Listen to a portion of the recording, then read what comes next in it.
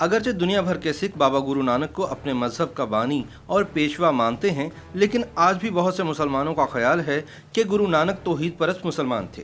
مکہ مکرمہ کی زیارت اور پیغمبر آخر الزماں حضرت محمد مصطفیٰ صلی اللہ علیہ وآلہ وسلم کے بارے میں نانک کی شاعری ان کے مسلمان ہونے کی دلیل ہے۔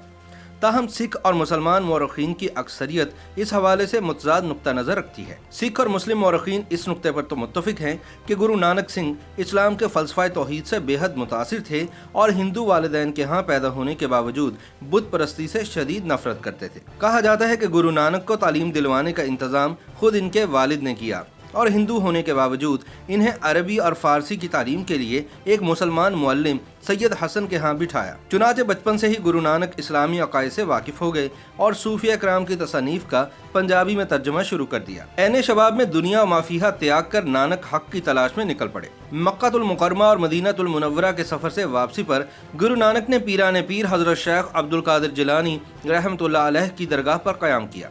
وہ حضرت بو علی کلندر پانی پتی، حضرت بہاؤالدین زکریا ملتانی اور حضرت مراد علیہ الرحمہ کے مزارات پر چلا کش ہوئے۔ اجمیر شریف میں حضرت خواجہ معین الدین چشتی رحمۃ اللہ علیہ کے مزار پر 40 دن چلا کاٹا۔ بمقام سرسا حضرت شاہ عبد الشکور رحمۃ اللہ علیہ کی خانقاہ پر 40 دن قیام کیا۔ حسن ابدال کی پہاڑی پر حضرت بابا ولی کندھاری کی بیٹھک پر بھی قیام کیا۔ پاک پتن شریف میں حضرت شیخ فرید الدین گنج شکر رحمۃ اللہ علیہ کے مزار پر خلوت نشین ہوئے۔ مورخین کا ماننا ہے کہ گرو نانک سنگھ اسلامی عبادات یعنی نماز، روزہ، زکوٰۃ، حج اور کلمہ طیبہ اور اذان کی حقانیت اور اہمیت سے بخوبی آگاہ تھے۔ اللہ رب العزت کی وحدانیت اور پیغمبر آخر الزماں حضرت محمد مصطفیٰ صلی اللہ علیہ وآلہ وسلم کی رسالت پر کامل ایمان رکھتے تھے۔ مصور پاکستان علامہ ڈاکٹر محمد اقبال نے گرو نانک کو ہندوستان میں توحید کا داعی اور مرد کامل قرار دیا۔ بابا گرو نانک کی وفات قصبہ دربار صاحب کرتارپور تحصیل شکرگڑھ نارووال میں ہوئی۔ ان ایام میں ہندوستان پر شیر شاہ سوری کی حکومت تھی۔ ان دنوں سکھ فرقہ اپنی موجودہ حیت میں کہیں نہیں تھا۔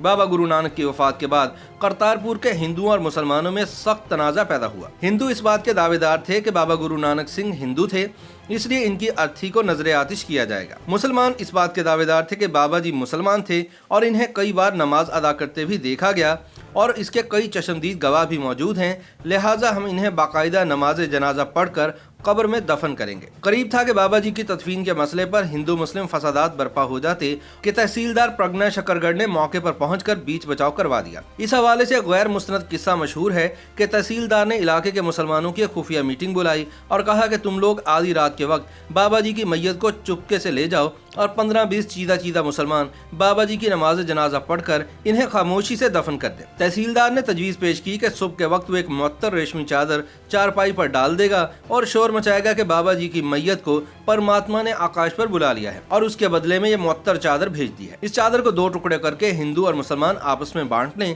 مسلمان چادر کو دفن کر دیں اور ہندو اسے نظر آتش کر دیں۔ چنانچہ ایسا ہی ہوا۔ تحصیلدار پرگنا شکرگڑھ کی یہ اسکیم کامیاب رہی۔ ہندوؤں کو علم نہ ہوا کہ بابا گرو نانک کو مسلمانوں نے نماز جنازہ پڑھا کر دفن کر دیا ہے۔ آج دنیا بھر میں کروڑوں مسلمان، ہندو اور سکھ متفقہ طور پر بابا گرو نانک کو اپنا روحانی پیشوا مانتے ہیں۔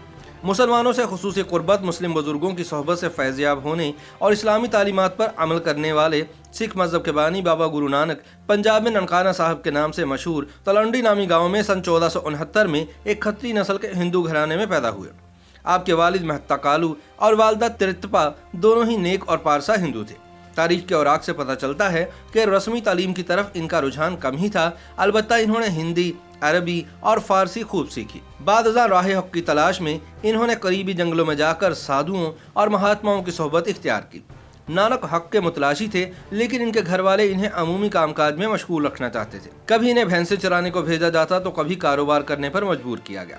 آخر کہا گیا کہ کچھ اور نہیں تو کھیتی باڑی ہی کر لو، جس پر نانک نے کہا کہ میں تن کے کھیت میں دل کا ہل چلا کر نیک کام کاج کرنا چاہتا ہوں، اور جب فصل اگے گی تو میرا خاندان ہی کیا پوری دنیا خوشحال ہو جائے گی۔ کہتے ہیں کہ جب نانک کے اعتبار سے ان کے گھر والے مطمئن نہ ہوئے تو آخرکار انہوں نے نانک کی شادی کر دی کہ شاید اسی طرح وہ دنیا داری کی طرف مائل ہو جائیں۔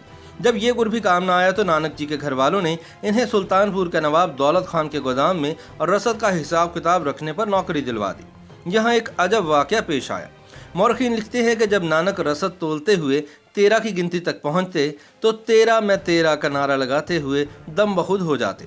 नानक दिल खोलकर गोदाम का माल गरीबों में बांटने लगे। जब नवाब साहब से शिकायत की गई कि नानक आपका माल लुटा रहा है, तो उन्होंने गोदाम का हिसाब किताब दोबारा लगवाया, लेकिन हैरत अंगेज तौर पर तमाम अजनास पूरी निकले। गुरु नानक ने जब दावत हक़ व तबलीग का सफ़र ख़त्म किया तो अपने आखिरी साल नारोवाल के करीब करतारपुर में गुजारे। यहाँ हज़ारों लोग इनका दीदार करने आते। गुरु नानक ने कई आजमाइशें लेने के बाद अपनी गद्दी भाई लहना सिंह को सौंप दी। इसके बाद इन्होंने अपने ख़ानदान और खादमों को जमा किया और अल्लाह रब्बुल इज़्ज़त की हम्द व सना बयान की। फिर तमाम मजबे ने भी ऐसा ही किया। इतने में बाबा गुरु नानक मुराक़बे में चले गए और 1539 में इनका विसाल हुआ।